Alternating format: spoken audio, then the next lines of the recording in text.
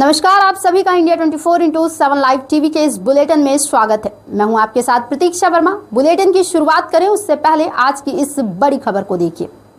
देवेंद्र तिवारी द्वारा दायर याचिका पर उच्च न्यायालय की सख्ती के बाद सरकारों और प्रशासन ने देश भर में अवैध रूप से रह रहे बांग्लादेशियों के खिलाफ कार्रवाई तेज कर दी है। इसी क्रम में उत्तर प्रदेश एसटीएफ ने कल बड़ी कार्रवाई करते हुए 8 बांग्लादेशी नागरिकों को गिरफ्तार किया है, जो फर्जी आधार कार्ड बनवाकर वर्षों से देश में रह रहे थे। इस मामले की गंभीरता को देखते हुए महामंडलेश्वर स्वामी आनंद स्वरूप ने तीखी प्रतिक्रिया दी। उन्होंने कहा कि यह देश की सुरक्षा और संस्कृति का मामला है।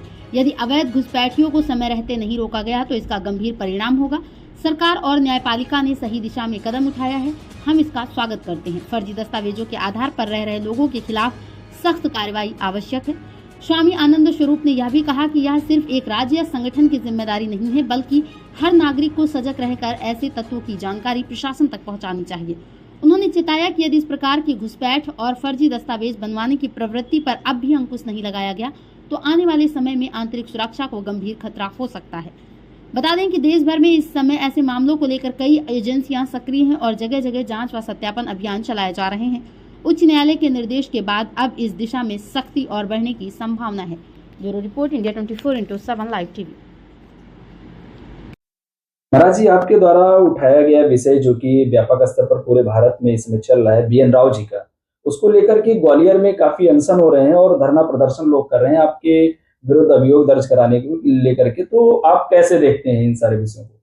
देखो, क्या है कि मोदी जी के 5 किलो राशन ने इन जितने भी नीलपुत्र हैं इन सबको बिल्कुल क्लियर कर दिया है। अब भोजन करने के लिए खोजना है नहीं, और थोड़ा मोड़ा जरूरत पड़ी तो मनरेगा में थोड़ी दिन मजदूरी कर लेंगे। उसके बाद बस बा बा बा बा बा बा दिन भर बाबा साहब बाबा साहब। न बाबा साहब का इनको जड़ पता है, न उनका सर पता है, कुछ पता नहीं है, लेकिन बाबा साहब का अपमान, बाबा साहब का अपमान, दिन भर यही बाबा साहब का अपमान करते हैं सब, और दूसरों के ऊपर बाबा साहब का अपमान का आरोप लगाते हैं। अब बाबा साहब का न्यायालयों से क्या संबंध है? बाबा साहब कभी न्यायालय में नहीं गए, न्यायालय में उनकी मूर्ति क्यों लगनी चाहिए? BN राव भारत के हाई कोर्ट के जस्टिस थे, चीफ जस्टिस थे। उन्होंने 1937 में इस देश के अंदर फेडरल कोर्ट बनाया, जो आगे चल के सुप्रीम कोर्ट बना।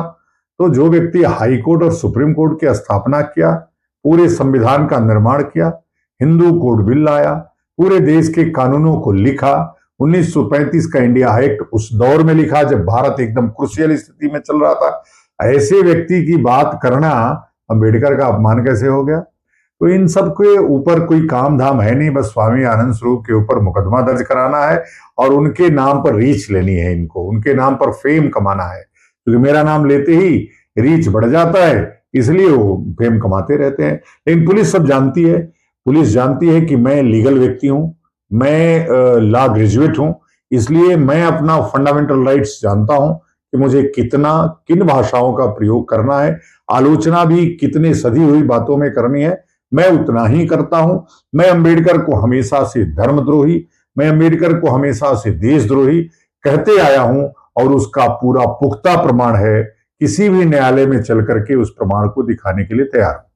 महाराज जी, आज STF for ATS Uttar Pradesh ने कुछ ऐसे रोहिंग्याओं को और बांग्लादेशियों को जो अवैध रूप से रह रहे थे भारत में, उनको अरेस्ट किया। और जो STF के चीफ है अमिताभ यस उत्तर प्रदेश के, उन्होंने स्टेटमेंट भी दिए और माननीय प्रधानमंत्री जी भी इस विषय का संज्ञान लिए हैं।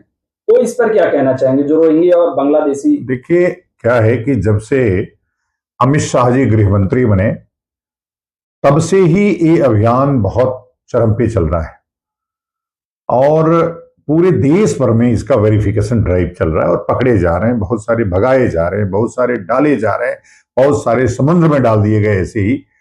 लेकिन अभी उत्तर प्रदेश और उत्तराखंड में लाखों रोहिंग्या मुसलमान रहते हैं। आपने देखा होगा कि एक घटना गाजियाबाद में हुई थी और एक पिंकी चौधरी हैं, उन्होंने कुछ रोहिंग्याओं को पीटा था, लेकिन बेचारे उसी में जेल चले गए।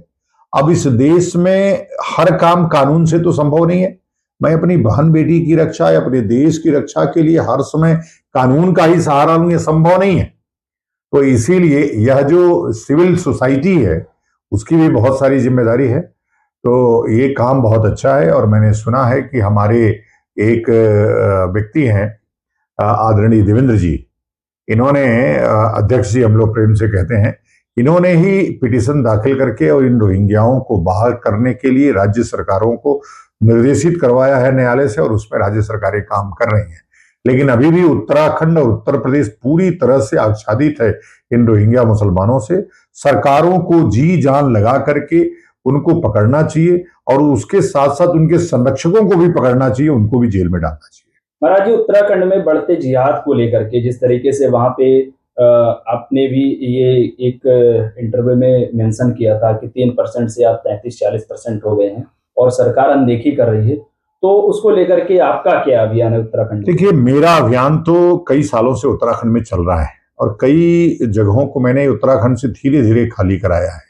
मेरे काली सैनिक लगातार लगे हुए हैं।